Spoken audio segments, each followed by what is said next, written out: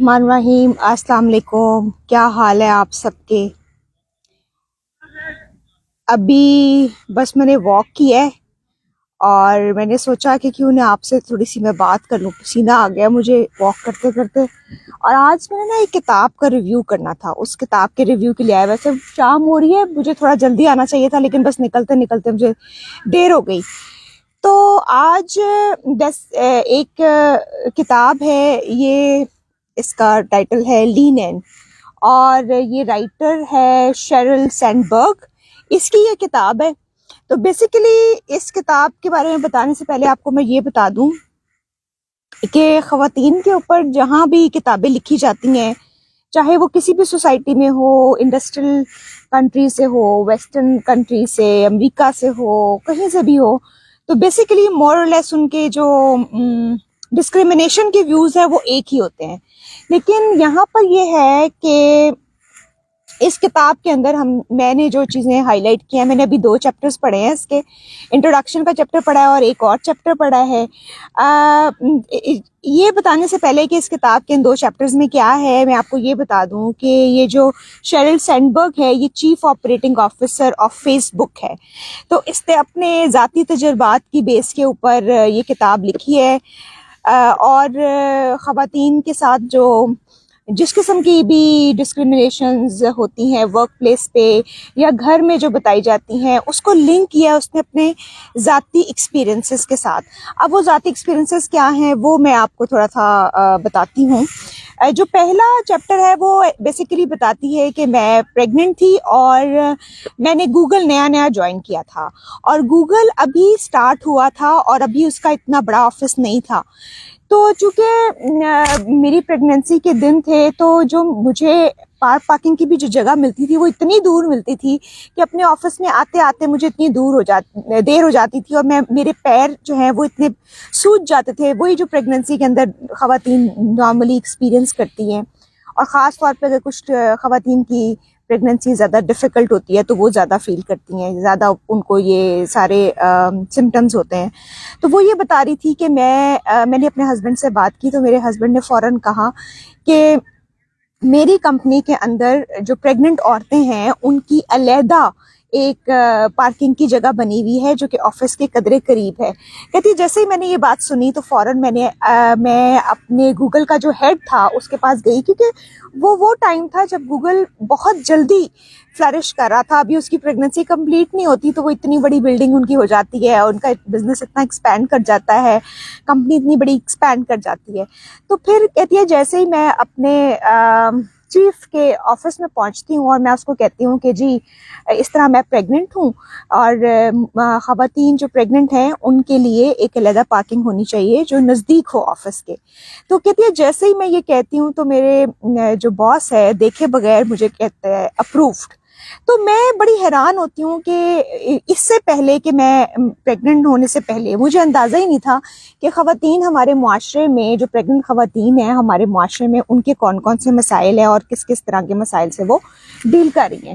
تو یہ جب میں نے میرے پہ خود پڑھی تو مجھے اندازہ ہوا کہ پہلے جو خواتین تھیں وہ کتنی اسٹرگل سے گزرتی تھیں اور کتنی ڈیفیکلٹی سے گزرتی ہیں، اور انہوں نے کبھی بھی اس بات کو پوائنٹ نہیں کیا تھا. تو مسئلہ یہ بھی ہے کہ بہت ساری زیادتیاں ہمارے اداروں میں ہو رہی ہوتی ہیں جن پہ کوئی آواز نہیں اٹھاتا.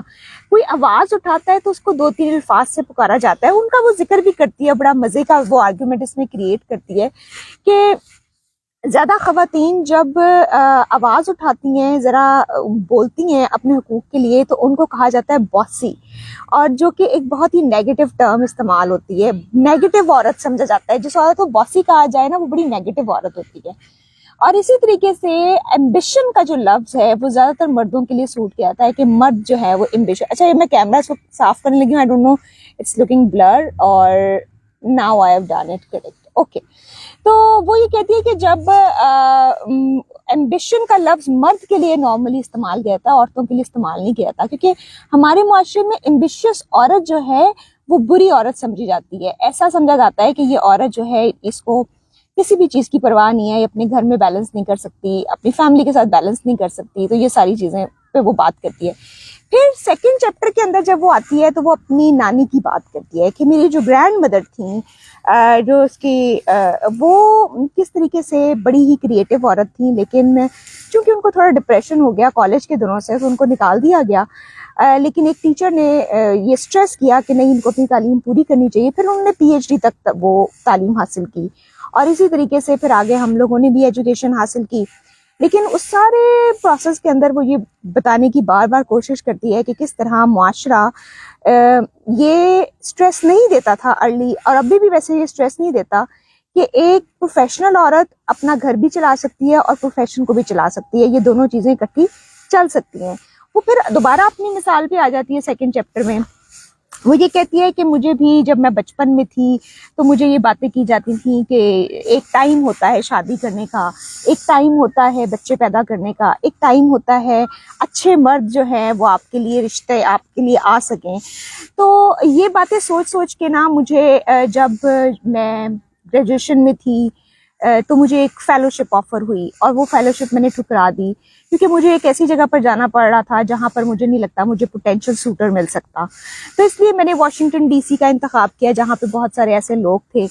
फिर मैंने वहाँ शादी कर ली। मैं 25 साल की थी कहती है, और 25 साल में जब मैं 23 साल में थी और 25 साल में मेरी डिवोर्स भी हो गई।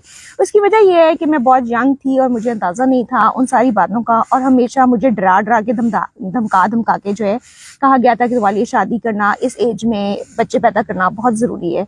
उसके बाद फिर वो एक और बात कहती है कि जैसे ही मतलब 10 साल बाद मैंने दोबारा शादी की, और फिर मुझे जो मेरा पार्टनर मिला वो नेचुरली बहुत अच्छा था, और फिर उससे बच्चे भी उसने पैदा किए, और वो सारा कुछ उसने जो है वो इसमें सारा वो डिफाइन करती है।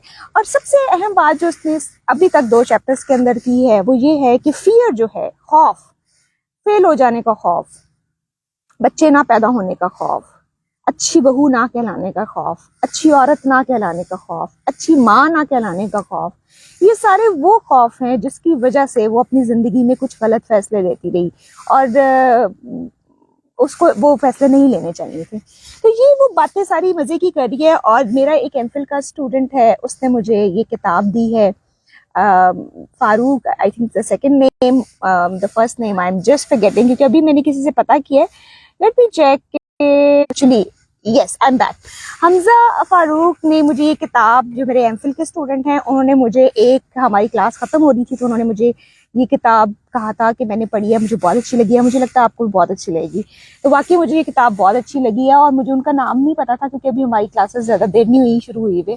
तो मैंने फ़ौरन जो है ना अभी अपने CR को फ़ोन किया है, उससे पूछा है कि उस बच्चे का क्या नाम था जिसने मुझे ये किताब दी है। तो उसने मुझे बताया हमजा फारूक नाम था उसका। Thank you Hamza for introducing this book to me, and I am going to read it complete. मैं पूरा इसको पढ़ूंगी, और होपफुली कल जरा मैं जल्दी आऊँगी, जरा चानन होएगा तो थोड़े नाल गल करने का ज़्यादा मज़ा आएगा। तो इंशाल्लाह कल मैं ज़रा जल्दी आऊँगी, और कल मैं इस किताब के शायद 2 और चैप्टर्स पढ़ लूँ और आपको उसका रिव्यू दूँ, उसमें किस्से आपको सुनाऊँ, और साथ साथ आपको ये भी बताऊँ कि मैंने एक और किताब भी शुरू की है, क्योंकि अभी हमारी ज़रा ब्रेक है, जब फॉल ब्रेक आती है, किसी किस्म की छुट्टियां आती हैं, तो वो बेस्ट टाइम होता है मेरे लिए बुक रीडिंग की तरफ वापस आने का।